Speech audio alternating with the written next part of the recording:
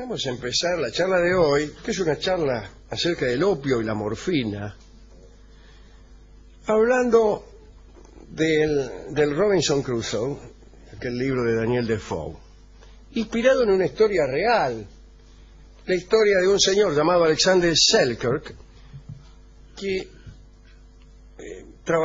era tripulante de un barco y fue dejado en la solitaria isla de Juan Fernández por mal comportamiento. ¿Sí? Sí. Desde allí fue rescatado por un señor Thomas Dover, que capitaneaba un barco con patente de corso, un barco llamado Duke.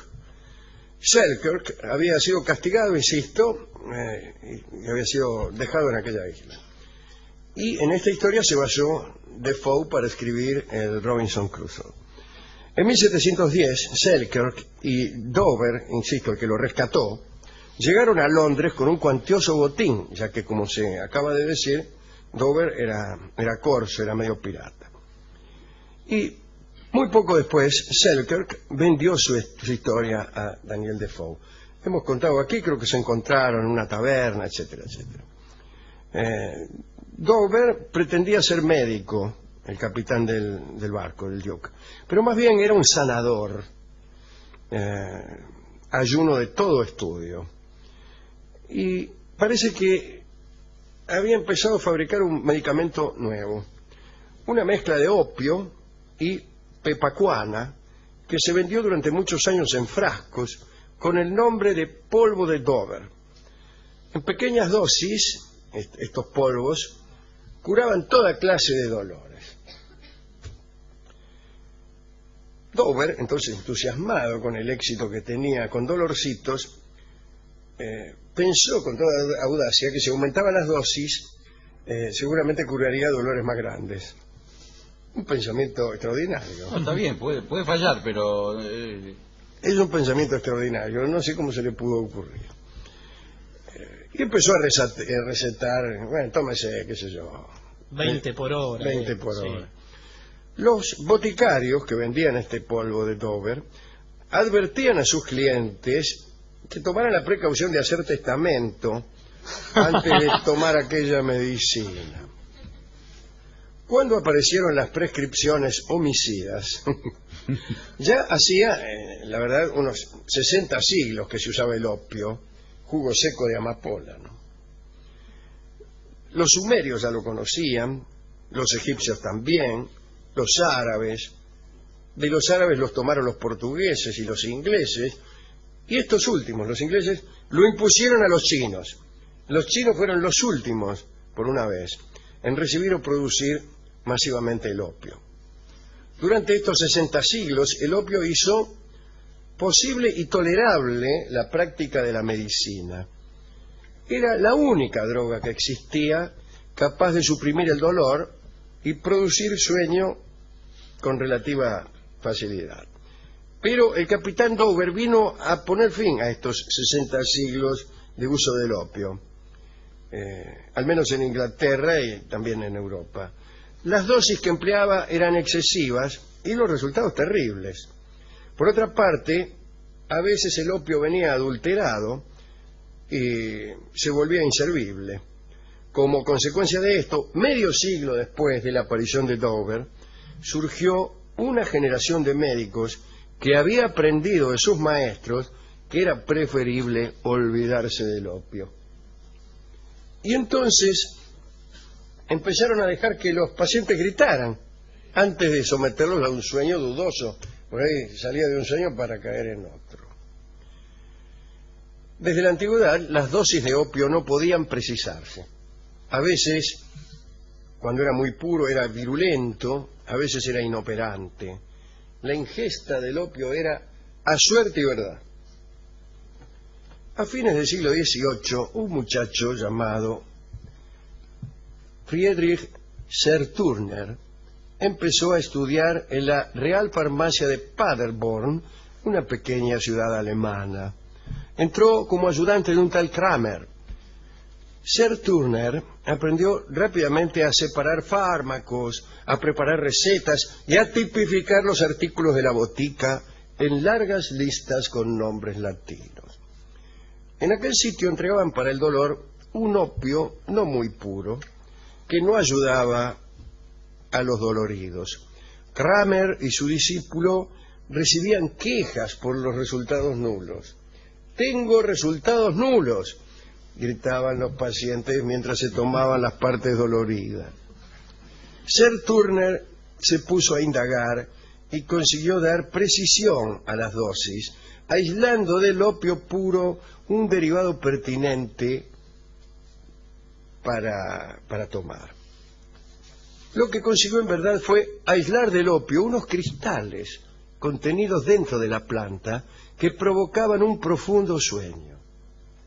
Según todos los textos, las plantas y sus derivados no contenían dichos cristales, pero estaban equivocados. Sir Turner intentó precisar los efectos de aquel derivado con unos experimentos bastante torpes. Por ejemplo, obligó al primer perro que encontró a tragarse aquella sustancia. Y el perro murió después de dormir 2 días. Redujo entonces la dosis a la mitad. ¿Y qué pasó con el perro? Otro perro murió en 4 días. Otro perro murió en coma. Después de varios perros, Sí. dio con la cantidad adecuada y le escribió a un erudito, el erudito Tronsdorf, lo siguiente. Tengo aquí la carta de Sir Turner. Señor erudito Tronsdorf, he tenido la suerte de encontrar en el opio una nueva sustancia, que es el elemento narcótico específico del opio, el Principium somniferum. El profesor Tronsdorf lo humilló. Publicó en la universidad el informe de Sir Turner, pero agregó al final: estos experimentos contienen sugestiones muy interesantes, pero de ningún modo podemos considerar que la investigación sobre el opio esté terminada. No dio bolilla. En 1806, Sir Turner se instaló en la ciudad de Einbeck, al sur de Hannover. Por un tiempo se dedicó a la construcción de cañones, dejando de lado el opio. No hay cosa más alejada de la construcción de cañones que el opio. O mejor, no hay cosa más alejada que el opio de la construcción de cañones. Tiempo más tarde, el amigo Sir Turner continuó con sus estudios e hizo entonces algo muy audaz. Reunió a 3 mendigos del pueblo y concertó un encuentro nocturno en su laboratorio. Ofreció una poción de un preparado que había hecho y, para tranquilidad de los visitantes, advirtió que él también la tomaría. Nula tranquilidad tendría yo. ¿Qué me importa a mí si la toma el tipo? Bien, no entiendo. ¿Y? Y fueron todos. Los mendigos tienen una alta idea de lo que significan en la historia de la medicina. Entonces se prestan por algún dinero a estos experimentos. Bueno, se tomaron los 4, los 3 mendigos y el niato, se tomaron el preparado. Por ahí Sir Turner vio que se volvían pálidos todos, incluso él. 2, que no eran Sir Turner, se quejaron y decían que se sentían torpes y que no podían hacer no podían hacer nada. El propio Sir Turner se sentía mareado, pero sonreía para darle confianza al resto, como hacen algunos conductores. Poco después, uno cayó al suelo. Ay, qué mal. Y comenzó a roncar. Otro intentó levantarse, pero se desplomó en la silla y se durmió. El último quiso huir, pero en mitad del camino se sentó en el suelo y se echó a dormir. Sir Turner tomaba nota hasta que él mismo cayó dormido. Unas horas más tarde, Sir Turner recobró la conciencia y vio confusamente que los 3 hombres aún dormían. Vio también que tenían la piel un poco verde. Se asustó y les dio vinagre. Tuvo suerte. Aunque débiles y nauseosos, los muchachos regresaron a sus casas. Después de aquel experimento, Sir Turner redactó un nuevo informe y dio a este derivado un nombre, recordando a Morfeo, dios del sueño, y lo llamó entonces morfina. el informe recorrió varias academias. Quien más felicitó a Sir Turner fue el físico químico de la Sorbona, el famoso Joseph Louis Gay-Lussac. Gay-Lussac. No Gay.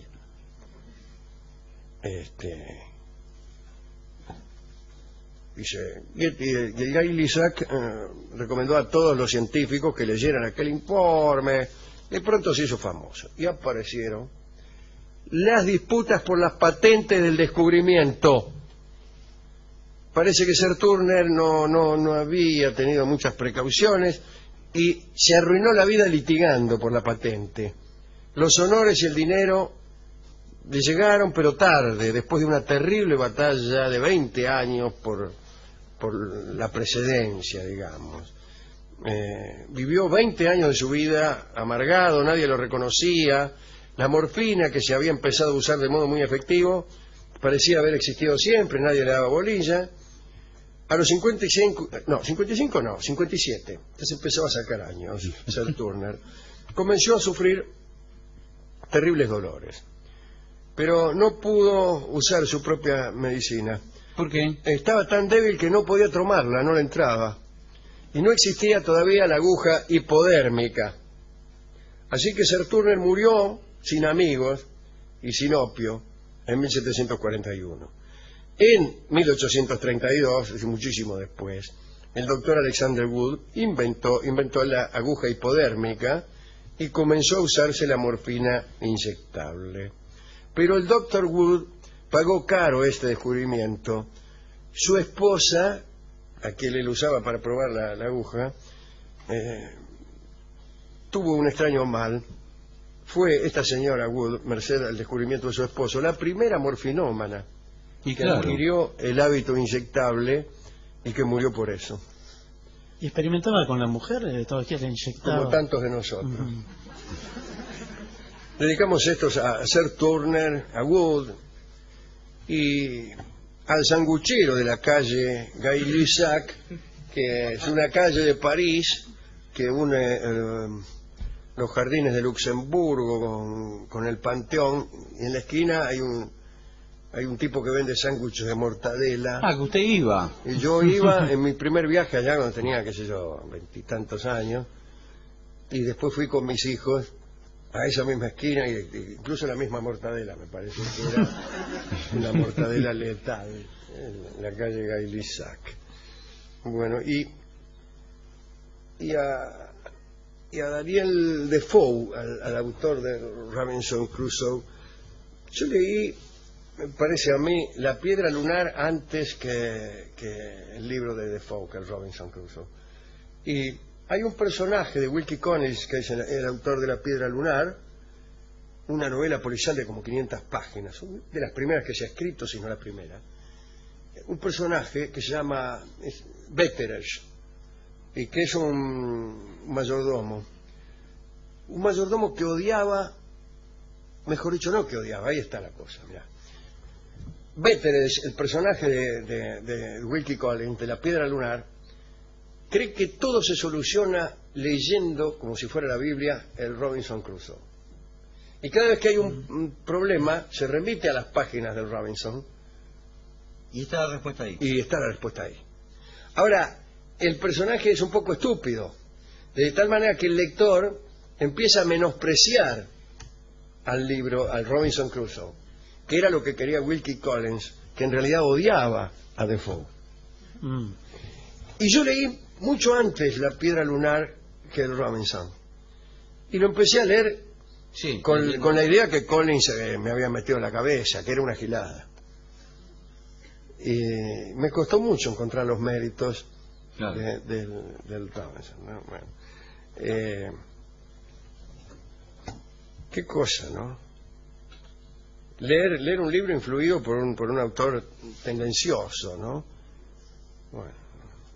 Bueno, pero es esto de que hablábamos al principio, ¿no es cierto?, acerca de la cultura, que usted se rodea también de gente afín a uno y también de libros afines a uno, de tal ¿no? suerte que cuando entra en unas bibliotecas adversas puede hacerlo con una prevención, una cierta prevención. De todos modos, es recomendable que el intelectual, lo digo desde la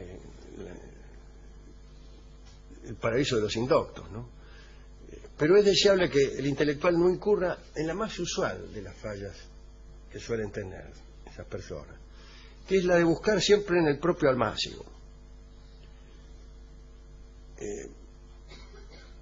Señala Paul Johnson en un libro que se llama Intelectuales esta idea, que es la de tener primero una posición tomada y buscar después.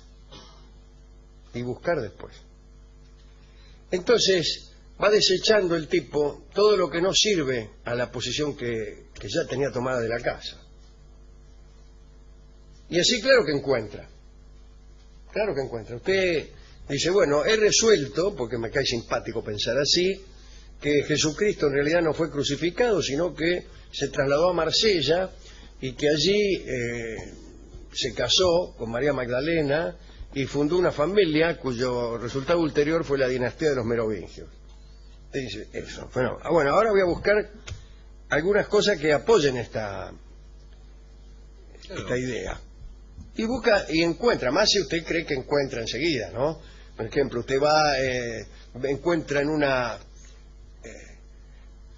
iglesia medieval unas pinturas cualesquiera que están en determinada posición, y usted dice, bueno, evidentemente esta figura quiere decir que la cruz fue en realidad, la cruz está vacía y acá hay una mujer con un niño y el hombre que estaba en la cruz evidentemente engendró, etcétera. Si usted busca así va a encontrar, evidentemente va a encontrar. Pero dice Johnson, y creo que tiene razón, que el verdadero intelectual debe buscar con la cabeza abierta y debe ser tan valiente como para encontrar cosas que no le gusten del todo o que lo vengan a contrariar. Por eso no me gustó el mensaje sarmientino. La adecuada posición es de alerta. Y nosotros no simpatizamos mucho con Sarmiento, pero yo nunca diría con tanta seguridad que los simpatizantes de Sarmiento son todos enemigos de la patria, que Sarmiento no hizo nada, etcétera, etcétera, ¿no? Y puede ser que un día me pase lo que inversamente le pasó a Saldías, que era un historiador que se dispuso a hacer una historia siguiendo los pasos de Mitre y de otros historiadores, pero tuvo la precaución de mirar documentos. En vez de leer, como hacen algunos periodistas, el último reportaje que le hicieron a un tipo, el tipo dijo, bueno, está bien, voy a leer a Mitre, pero después voy a ver qué dicen los documentos.